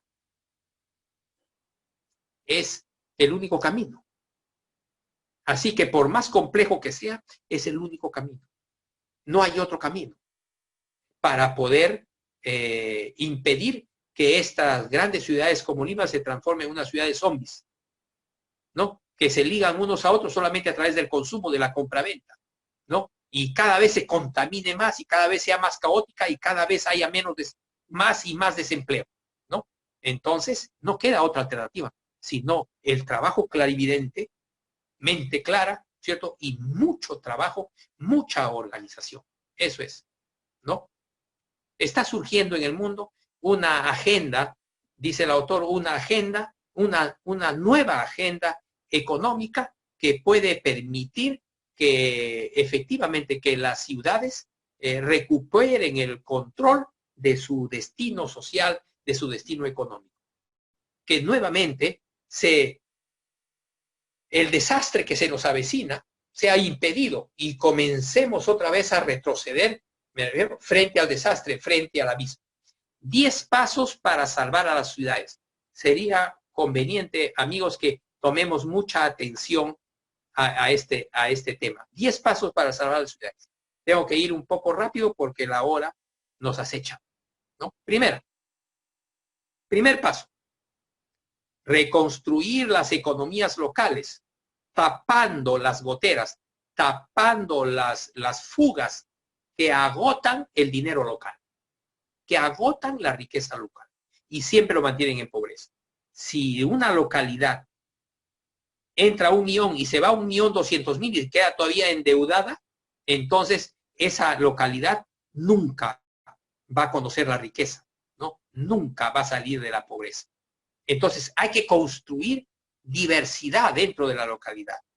Es decir, ser capaces de producir de forma diversa bienes y servicios que sustituyan, ¿no?, a los que venían de fuera, ¿no? Hay que sustituir las importaciones. Me refiero a la localidad, ¿no? Importaciones de otras partes de la lima industrial vengan ahí, ¿cierto? O de las importaciones de cosas, de vestido y de alimentos y de medicinas que ingresan a esa localidad. Primero, entonces, tapar las fugas, sustituyendo importaciones. 2, desarrollar la diversidad y el carácter distintivo local. Es decir, que cada localidad debe saber ser diferente a las demás. ¿Y eso qué implica? De que debemos desarrollar la imaginación, ¿cierto? Y los recursos dentro de estas localidades, ¿no? Porque por ahora se ven iguales, ¿no? Consumen lo mismo, visten lo mismo y se estructuran de la misma manera, los mismos servicios, etcétera. Ese es un problema, que todos los barrios se parezcan, ¿no? Y tenemos que nosotros practicar, es la segunda condición, practicar la diversidad, practicar la identidad, o sea, lo distintivo local. Tercero, romper los monopolios locales. A ver, ¿qué farmacias hay en la localidad? Incafarmas o Mifarmas, etcétera. O sea, hay monopolios, ¿no? Y ahora están surgiendo estos más, ¿cierto? Pequeñas bodegas, ¿no? O sea, o pequeños market, ¿no? Pero chiquitos, no como los supermercados, pero son tiendas anclas, ¿no es cierto? Son anclas de los monopolios. Entonces, esto hay que superar, romper los monopolios locales, ¿no? No puede ser de que se establezca estas anclas locales que succionan la riqueza local y la sacan y van al exterior. Eso es lo tercero, romper los monopolios locales. Cuarto, ¿no? Se necesita liderazgo, apoyo y asesoramiento en todos los barrios. ¿Lo podemos hacer? No. Pero hay que lograrlo. Y para eso está Internet, amigos. Hay que lanzar este programa y pedir personas que puedan llevar adelante la gotera en ese barrio, ¿no? A través de algunos programas y poner un pequeño centro de educación para la autosuficiencia local. Es decir, que logren la autosuficiencia y replicar el tipo de redes sociales que tienen los lugares, los prototipos primero. Hacemos unos prototipos, hacemos experimentación y eso lo vamos replicando.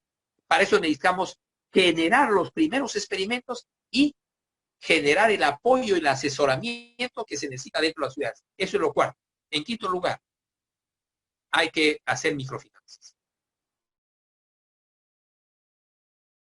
Requerimos préstamos locales. El problema, el verdadero problema, no es que haga falta plata, que haga falta de capital para prestar, ¿no? Es una grave falta de instituciones que lo hagan. Necesitamos pequeñas infraestructuras especializadas de microcrédito, de microfinanzas. Por ejemplo, cooperativismo integral. No somos capaces de crear eso. Pues bien, ahora hay que ser capaces. Hay que crear esa infraestructura de préstamos locales. Sexto, crear su propia fuente de energía local, eólica o solar, etcétera, ¿cierto? Hay que desarrollar su propia energía local. Se puede crear energía hasta con los desechos, ¿cierto? Hasta con la basura. Entonces, necesitamos pequeños proyectos para generar energía local. Séptimo, y que sea menos costosa que la energía estándar, ¿no? Tremendo reto, pero con apoyo internacional y con relaciones y con organizaciones que sepan crear también apoyos, ¿no? A nivel nacional e internacional se puede hacer. Séptimo, ¿no es cierto? Hay que no desperdiciar por desperdiciar, ¿no? Los desechos de la localidad. Hay que hacer reciclaje, ¿cierto? Hay que clasificar, ¿no? Y hay que organizar bien el desperdicio y crear, ¿no es cierto? Crear valor con ello, ¿no? No solamente energía. 8. Utilizar, o sea, hacer estas localidades como grupos de presión. ¿Para qué? Para que se reoriente el gasto del sector público, para maximizar los flujos de dinero local. O sea, necesitamos también política. Necesitamos causar cierto impacto a nivel nacional, a nivel político, para que se reoriente el gasto público a estas localidades, ¿no? Ahí sí se necesita un proyecto de ley o no. Para todo eso se serviría hacer proyectos de ley. Pero para esto, si se presenta esta cuestión que está siendo muy publicitada de hacer una constituyente, pues nosotros vamos a intervenir y decir que un proyecto de ley localista, ¿cierto? Para el localismo, para la autonomía local. O sea, nosotros vamos a plantear proyectos de ley que nadie lo puede plantear, ¿cierto? Entonces, el MNIP también tendría un brazo legal para poder intervenir a nivel legal. 9. Proporcionar crédito gratuito o de bajo costo, ¿no? No estos préstamos de la usura que hay a nivel local, ¿no? Y la banca es usurera. En algunos países, sectores enteros de comunidades locales se sustentan este tipo de crédito. Decreto legislativo para eso. Necesitamos un crédito para el desarrollo local autónomo y que sea muy barato. Y 10, finalmente, hay que utilizar un nuevo dinero público. Es decir, hay que crear moneda. También se puede hacer moneda, pero cuando la autosuficiencia haya llegado a un lugar, haya llegado, ¿no? Que permita poder crear, ¿no? Economías locales autónomas, entonces ya se puede practicar una moneda para el desarrollo local autónomo. Claro, todas estas ideas, amigos, las 10 ideas que hemos planteado o las 10 experiencias a nivel internacional no se pueden hacer de la noche a la mañana, ¿no? Y no se pueden hacer sin el apoyo del gobierno local para que crezca, pero nosotros tenemos que hacer los prototipos, ¿no? Estos documentos que yo acabo de leer hace un momento ya están en España, ¿no? En búsqueda de auspicio de algunas ONGs españolas, ¿no? Para poder llevar nosotros, ¿cierto? Este tipo de procesos.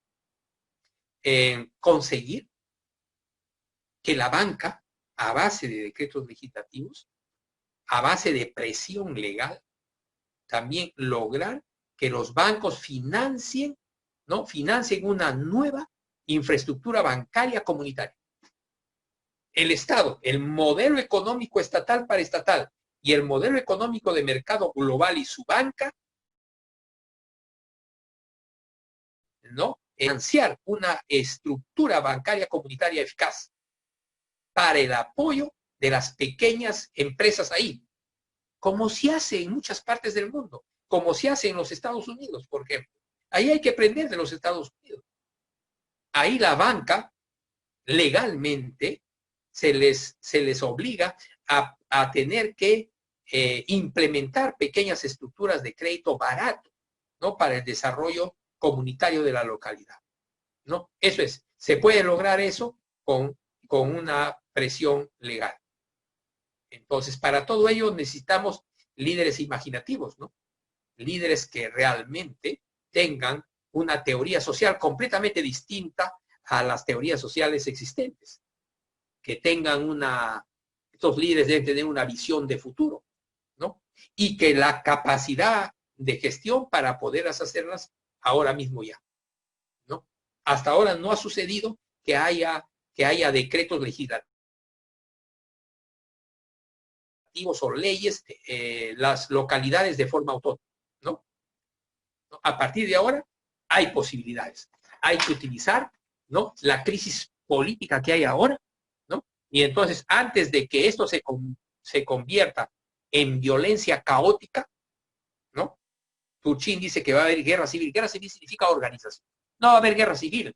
Lo que sí puede haber son que tú no puedes, a partir de las 6 de la tarde, caminar por las calles. No puedes hacer eso, menos en un barrio, ¿no? En un barrio, por ejemplo, que esté alejado de la ciudad, ¿no? Y aunque tengan rondas, etcétera, la violencia por los niveles de sobrevivencia que caen, se va a agudizar. Finalmente, ya en la parte avanzada de la construcción de las localidades, esas localidades periurbanas, se impone el dinero comunitario, o sea, las monedas sociales. Bancos comunitarios, como decía hace un rato, que la banca tiene que apoyar, tiene que intervenir, y el Estado también, para devolver una parte de sus ganancias y tener que desarrollar ahí barrios comunitarios, ¿no? Y monedas sociales. La moneda social, amigos, es una herramienta para crear economías autosuficientes. Por eso se llama moneda social. Es una moneda para crear herramientas, ¿no? Para crear una economía autosuficiente. Y hay experiencia en todo el mundo. Es imprescindible para eso que sea una economía diversa. No tiene objeto, por ejemplo, que gran parte de la comunidad se dedique a hacer solamente una cosa, ¿no? Por ejemplo, hay comunidades de pescadores que van a intercambiar pescado, ¿no? Entonces, tiene que ser economías diversas, una diversidad de ofertas para cubrir la mayor cantidad de necesidades de los vecinos. Ahí se impone una moneda, ¿no? Ahí se impone, ¿no? No en una localidad de pescadores. No se puede hacer la moneda social. La moneda social implica diversidad de cosas que se producen y de servicios. Como estaba poniendo un ejemplo, ¿no? Un dentista puede trabajar con la misma moneda que trabajan sus clientes, pero con actividades económicas distintas cada uno, ¿no? Ejemplo de moneda social que se practica aquí en Latinoamérica es el Banco Palmas en Fortaleza, Brasil. Voy a querer leer algo, por favor, lo voy a leer con un poco de lentitud para poder entender cómo funciona ese banco y esa moneda social en Brasil. ¿Ya? Dice que Joaquín Melo, fundador de este banco comunitario, suele decir lo siguiente, ¿ya? No hay barrios pobres, miren lo que dice, es correctísimo. No hay barrios pobres, sino barrios empobrecidos. Tremendo paradigma, ¿no es cierto? Ya que la falta de emprendimientos locales acelera la fuga del dinero. La falta de emprendimientos locales acelera la fuga del dinero. Su comunidad denominada, donde está el banco de Melo, ¿no? Su comunidad denominada como Conjunto Palmeiras, mapea los comercios locales y estudia los comportamientos de consumo de los residentes locales para detectar qué emprendimientos se podrían iniciar a fin de tapar las goteras. Mire, se está aplicando el tapar las goteras en Brasil. Se estudia, o sea, Joaquín Melo, fundador, del Banco Palmas, se hace estudios. Nosotros también habría que hacer estudios, ¿no es cierto? Estudios de los comercios locales y estudia los comportamientos de la comunidad, ¿cierto? Y determina qué emprendimientos iniciar, ¿no? A fin de tapar la salida de dinero. Por ejemplo, dice, barrio de 5.000 familias, ¿no? En el barrio de 5.000 familias hay 7 panaderías en ese barrio de 5.000 familias. Y dice que una panadería solamente puede servir a 500 familias. Si son 500 familias por 7 panaderías que hay, 3.500 familias. Y las 1.500 restantes van a comprar, traen pan de fuera. No compran pan, no se hace pan ahí suficientemente. Entonces, recomienda, hace un pequeño emprendimiento, un proyecto para proponer de que quienes quieren hacer panadería, ¿no? 3 panaderías y el banco lo financia para reducir el escape monetario, o sea, el empobrecimiento del barrio. Ya, ese es el asunto. Eso es moneda social, ¿no? Entonces, han anunciado un desafío muy ambicioso en el Banco Palmas. Ha lanzado un reto, implementar 10.000 bancos comunitarios en todo Brasil. 10.000 bancos comunitarios en todo Brasil. Nosotros nos contentaríamos si pudiéramos hacer unos 1.000 pequeños bancos comunitarios en todo el Perú, ¿no? ¿Se puede hacer? Se puede hacer. Por eso, el MNIP no sería una organización política tradicional ligada al show público, ¿no? Y a las elecciones, para que después que se acceda al poder nacional, no se sepa qué hacer, ¿no? Hay que hacerlo desde ahora. O sea, la experimentación tiene que comenzar ya. Pronto ustedes van a saber de una empresa llamada PPM, promotora de proyectos de management, ¿no? Y todos los presentes tendrían que ser socios, tendrían que asociarse, ¿cierto? Para llevar adelante, o lanzamos, si no desean nuestros coparticipantes, lanzamos una convocatoria a nivel nacional por internet. Y van a ver, va a haber mucha gente interesada en hacer estos emprendimientos a nivel local, ¿no? Entonces, no se debe olvidar que la moneda, cuando hay localidades diversificadas ya, ¿no? La moneda solamente es un medio para conseguir productos, ¿cierto? Y servicios que necesita la comunidad, que queremos consumir. Por lo tanto, amigos, con esto termino. Va a ser las 7. Es importante que lo produzcamos, ¿no? A base de la propia comunidad. No ir a poner empresas, ¿no? En estas localidades, sino es que la propia comunidad, ese es el secreto, que la propia comunidad lo haga, ¿no? En la medida en que tú tengas un proyecto, un plan para diversificar la economía en una localidad determinada, entonces, y esto se desarrolle, va a llegar a un momento determinado y que hay que crear una moneda social, ¿no? Ese es el asunto. Creo que hasta acá y llegamos, ya van a ser las 7, llegamos en los avances en lo que es autosuficiencia periurbana. La otra semana vamos a iniciar, ¿cierto? Otra separata, que la vamos a iniciar con una parte de, pero a modo de introducción de autosuficiencia periurbana. Muchas gracias. Es absolutamente factible que generemos movimientos políticos completamente diferentes a los existentes en el país, ¿no? Tenemos que ser interdisciplinares, tenemos que saber hacer política, ¿cierto? Pero tenemos que saber hacer economía, hacer sociedad, saber hacer banca, ¿no? ¿Se imaginan el reto? ¿No? Se necesita un reto de los mejores, de los mejores peruanos para poder realizar estas actividades de crear localidades autónomas, que es una cuestión medular del desarrollo de la política en nuestro país. Muy bien. Si habrían algunas preguntas, algunas intervenciones, pues solamente tenemos, me disculparán ahora, solamente tenemos 10 o 15 minutos porque hay otra sesión que hay que preparar para las 8 de la noche. Muchas gracias, director. Por favor, resolveremos un máximo de 2 o 3 preguntas. Por favor, los que deseen pueden levantar la mano ahora.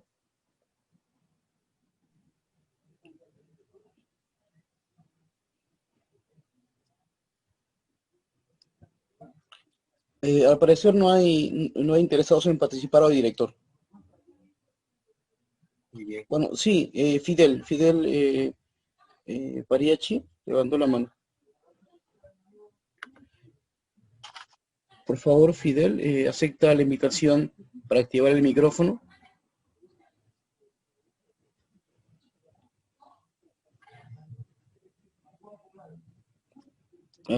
Fidel. Bueno, mandó un mensaje, Fidel. Fidel, ¿no quieres hablar? Bueno, leeré la pregunta pues, de nuestro compañero Fidel.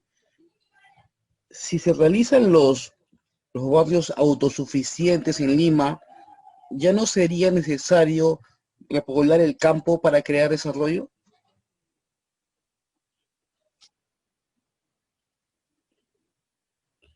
Buena pregunta. Uh-huh. Buena pregunta. Y disculpe, profesor, y Fidel también aumenta su pregunta. ¿De qué forma sería posible crear un barrio autosuficiente en Lima con el caos y los tipos de infraestructura que ya existen?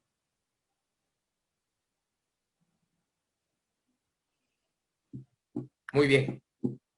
¿Alguna otra pregunta? No, director.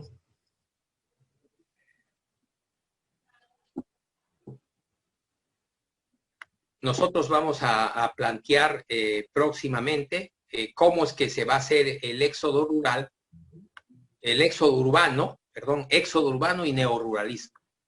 No son contradictorios. Si, por ejemplo, sacamos 1 millón de personas de Lima, todavía tendremos 10 millones. Si sacamos 3 o 4 millones, la cantidad que quede en Lima, ¿no? Tienen que ser organizadas en barrios autosuficientes. Esa es la perspectiva de la humanidad, ¿no? O sea, grandes barrios autosuficientes. Pero según Goulart, dice que la condición es de que estos barrios autosuficientes puedan ser cruzados a pie suficientemente pequeños geográficamente hablando, ¿no? El neoruralismo, o sea, la creación de ecoaldeas en el campo, ¿no? También son autosuficientes, ¿no? Están en íntima relación con los barrios autosuficientes de las ciudades, ¿no? Por ejemplo, a través del comercio justo, ¿no? Entonces, ¿por qué? Porque ahí no va a significar el gran desplazamiento. Como verán, en una de las condiciones que dijimos para la creación de estos barrios autosuficientes, dijimos de que la adquisición comunitaria de bienes y servicios, porque la localidad finalmente no lo va a ser en lo básico y en lo fundamental autosuficiente, pero no va a producir todo. Tengan en cuenta de que los barrios autosuficientes en las ciudades periurbanas son diversos. Cada uno tiene diversas características. Va a haber, ¿no? Relación, pero sobre todo de conocimiento, más de que bienes y servicios. ¿No? Lo que va a haber es un gran globalismo y va a haber un gran intercambio, pero de conocimientos, ¿no? De tecnologías, de consecuencias, no de bienes y servicios básicos, ¿no? Bienes y servicios básicos, ¿no? Lo tenemos muy en cuenta, ¿no? Comida, vestido, calzado, salud, educación, son los bienes y servicios básicos que existen, ¿no? Pero hay una diversidad. Las economías siempre se se convierten cada vez más en diversas, ¿no? Y van a aparecer nuevas necesidades y van a aparecer nuevos productos y nuevos servicios, ¿no? Por eso el traslado de conocimientos y de experiencias es muy importante. No a nivel logístico de cosas y de transportación de personas. Eso caerá, eso será cada vez menor. Ese es el futuro de la humanidad. Ahora, en el campo también, ¿no? En la medida que las comunidades estén distantes una de otras, ¿cierto? Eso nos da una gran ventaja para la organización del territorio nacional. Hoy lo que tenemos es una gran congregación de personas en algunas ciudades, pero el campo está despoblado, ¿no? O la Amazonía es invadida.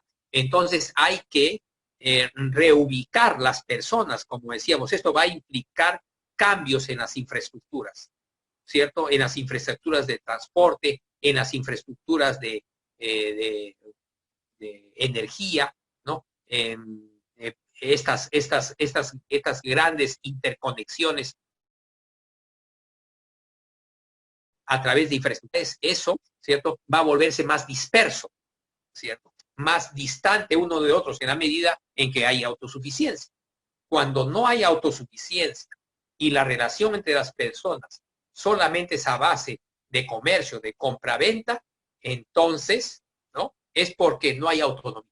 Cuando hay autonomía, va a haber menos comercio de cosas y de servicios estándar entre comunidades.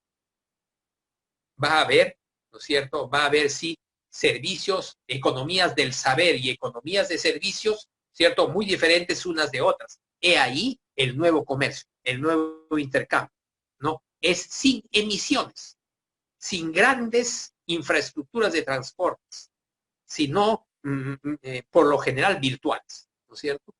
Para intercambiar conocimientos. Eso es. Muy bien. Creo Gracias, que... director. Muchas gracias, director. Director, considero de que debido a las actividades que tenemos pendientes, sí, podríamos dar por concluida la sesión y continuar pues el tema, o mejor dicho, con los participantes que quieren preguntar, tendrán prioridad la próxima sesión, ¿me parece? Son las 8, sí. Son las 7:06. Les agradecemos mucho su participación. Señor Llovera, señor Díaz, tendrán pues prioridad en la próxima semana. Se da por terminada la sesión hoy. Muchas gracias, amigos. Disculpen ustedes que tengamos que terminar la sesión, ¿sí?